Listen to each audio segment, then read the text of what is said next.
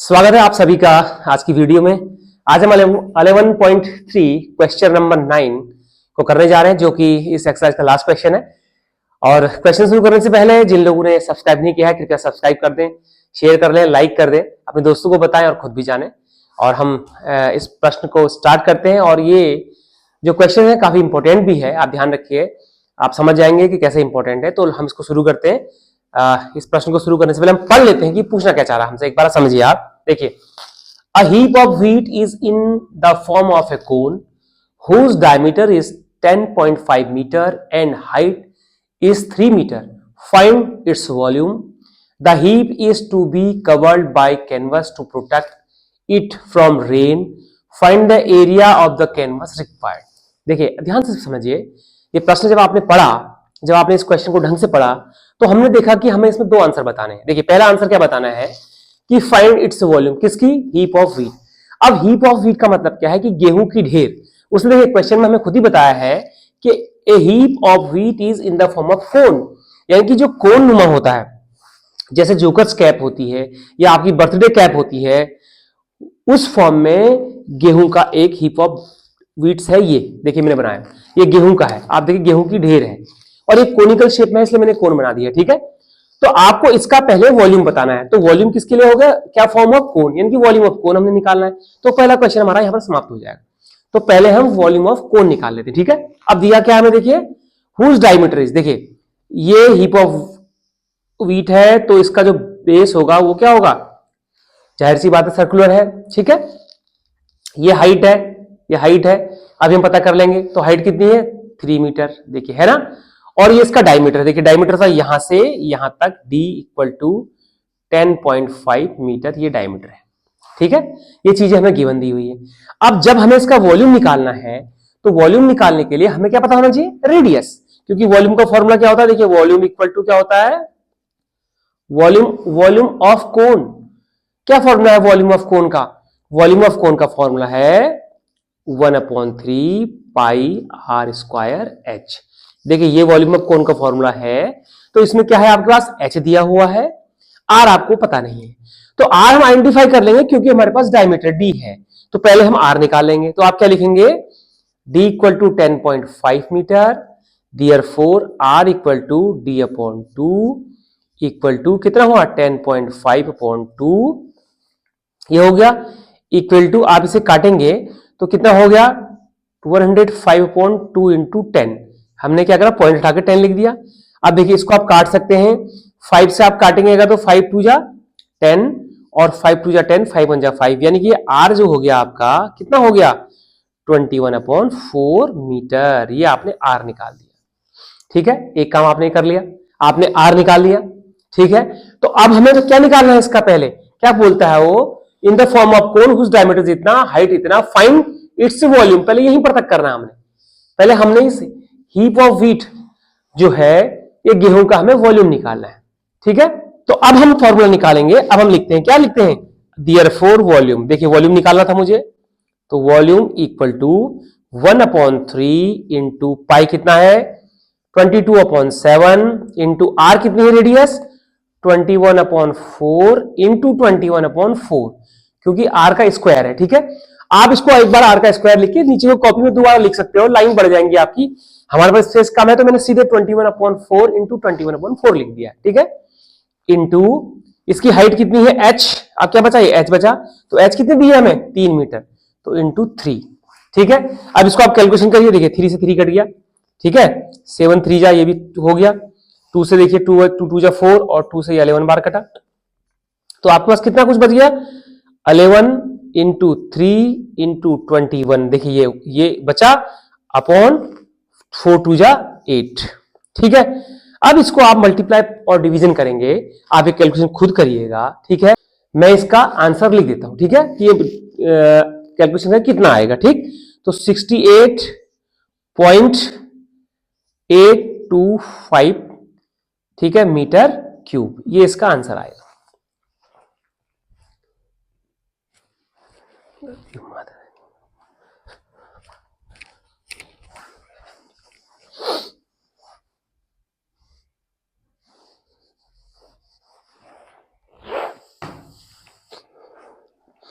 मैं इसका सीधे आंसर लिख देता हूं कि कैलकुलेशन करके कितना आएगा। देखिए आप 68.625 मीटर क्यूब इसका आंसर आ जाएगा। ठीक है, तो आपने एक आंसर निकाल दिया है, एक आंसर आपने निकाल दिया। कौन सा वाला?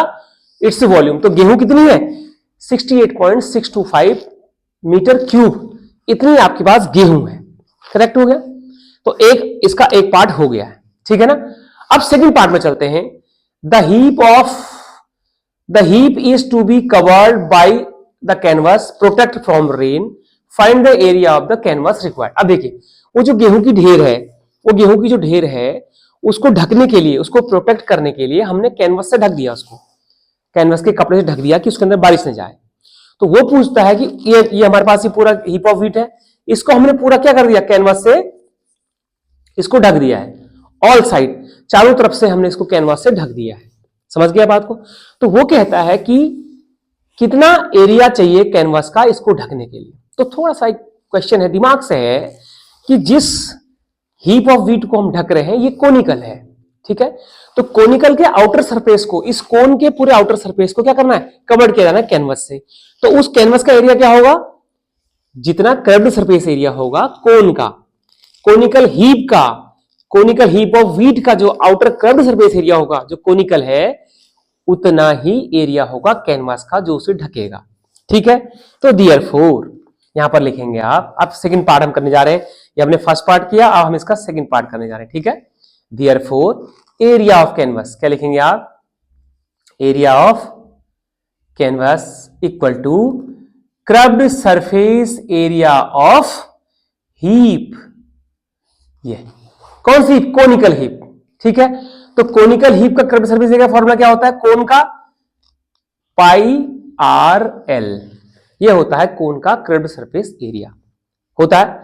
अब यहां भी आप देखिए, आपके पास पाई है, आपके पास आर है, लेकिन आपके पास एल नहीं है। एल क्या होती है? Slant height. और स्लांट हाइट कौन सी वाली होती है? ये स्लांट हाइट होती है, ये हाइट स्लांट हाइट है। देखिए दोनों साइड जो ये हाइट है, ये हाइट क्या है? कोन की स्लांट हाइट है एल, ये हमें पता नहीं। ठीक, तो पहले हम क्या करेंगे? स्लांट हाइट निकालेंगे एल। तो स्लांट हाइट का फॉर्मूला क्या है? आपको याद होना चाहिए, L equal to under root H square plus R square. ठीक है, तो equal to under root H क्या है? हाइट कितनी है? 3 स्क्वायर प्लस आर कितना निकाला आपने अभी? 21/4। देखिए रख भी दिया हमने, तो 21/4 का square equal to under root ये हुआ 9 प्लस 21 का स्क्वायर कितना होता है? 441/16। ये आपको आना चाहिए। ठीक, तो अब आप इसको सॉल्व करेंगे, तो आप क्या करेंगे? इसका एलसीएम लो और इसको सॉल्व करो, और सॉल्व करके आंसर कितना आएगा? देखिए इसको सॉल्व करना, कितना आंसर आएगा इसको आपने सॉल्व करना है। ठीक है, इसको आप एलसीएम लीजिए, फिर 19 से मल्टीप्लाई प्लस करके डिवाइड करिए, फिर उसका स्क्वायर निकालिए। ठीक, स्क्वायर रूट निकाला हम अगली वीडियो में बता देंगे, लेकिन आपको आना चाहिए। तो आप जब इसको निकाल देंगे तो इसका एल कितना आएगा? उस समय एल आएगा, L equal to L slant height है। ठीक है, एल क्या है? Slant height. तो इसको सॉल्व करके एल कितना आएगा? इसको सॉल्व करके एल आएगा 6.05 मीटर। ये आपने स्लांट हाइट निकाल दी। जो ये एल था, ये slant height L equal to 6.05 metre, ये आपने निकाल दी स्लांट हाइट। ठीक है, स्लांट हाइट निकल गई। तो अब कैनवस का हमें क्या निकालना है? एरिया। तो देयरफॉर देखिए यहां से कर लेते हैं, area of canvas equal to, तो क्या है? Pi R L. ठीक है, इक्वल टू, देखिए पाई की वैल्यू क्या है? 2/22/7 इंटू आर अभी आपने निकाला, कितना आर कितना है इसका? यहां निकाला आपने 21/4 इंटू एल कितना निकाला अभी हमने? 6.05। ठीक है, तो देखिए 7 3 जा 21, 2 2 जा 4, 2 से 11 बार कट गया। ठीक है, हो गया ना बराबर? तो आप इसको मल्टीप्लाई कर लीजिए। आप क्या क्या हुआ? 11 इंटू 3 इंटू 6.05/2। देखिए कैलकुलेशन आपको आनी चाहिए, कैलकुलेशन के बिना मैथमेटिक्स नहीं है। मैथमेटिक्स बहुत आसान है, मैं अपने पहले वीडियो से बोलते आ रहा हूं कि मैथमेटिक्स बहुत आसान है, आराम से हो जाती है, लेकिन कैलकुलेशन आपको जरूर आनी चाहिए। कैलकुलेशन आपको नहीं आएगी तो मैथमेटिक्स आप कैसे करेंगे बताइए, है ना? तो हमने ये आपका निकल के आ गया। अब आप इसको कैलकुलेट करेंगे, अपने हाथ से इन तीनों को मल्टीप्लाई करिए, 2 से डिवाइड करिए, तो मैं इसका आंसर लिख देता हूं। आप देखिए इसका आंसर आएगा सॉल्व करके 99.825 ठीक है, मीटर स्क्वायर। ठीक है, मीटर स्क्वायर इसका आंसर आएगा, क्योंकि ये 2 आर और एल 2 बार मल्टीप्लाई मीटर आंसर, ये इसका आंसर होगा मीटर स्क्वायर। देखिए आंसर नंबर 2 भी आ गया। ठीक है ना, वॉल्यूम निकाल दिया आपने, और कितना कैनवस रिक्वायर्ड होगा, 99.825 स्क्वायर मीटर कैनवस की आवश्यकता है इस हीप ऑफ व्हीट को ढकने के लिए। क्यों? क्योंकि क्रब्ड सरफेस एरिया ऑफ हीप इतना ही आया, क्योंकि वो कोनिकल शेप में है। ठीक है, आप समझ गए ना इसको। आपने ये और ये कैलकुलेशन में जो छोड़ी है कि आप खुद कर लीजिए, तो आपको कैलकुलेशन करनी है और इतना ही आंसर आएगा। नहीं आएगा तो कमेंट करिए आपने गलत कर दिया, लेकिन बिल्कुल आंसर इतना ही आएगा, आप खुद चेक करिएगा। ठीक है, तो ये 11.3 का क्वेश्चन नंबर 9 लास्ट क्वेश्चन था। तो ये एक्सरसाइज खत्म हो गई, हम नई एक्सरसाइज शुरू करेंगे। इसकी लास्ट एक्सरसाइज बची है सरफेस एरिया एंड वॉल्यूम की 11.4, जिसमें हम स्फीयर के वॉल्यूम के बारे में पढ़ेंगे। ठीक है, ठीक है ना। तो आज के लिए इतना ही काफी है। आप वीडियो बना रहे, आपका बहुत बहुत धन्यवाद। सब्सक्राइब जरूर करिए, अपने दोस्तों को बताइए, शेयर करिए, लाइक करिए। मिलते हैं अगली वीडियो में, तब तक के लिए थैंक यू वेरी मच।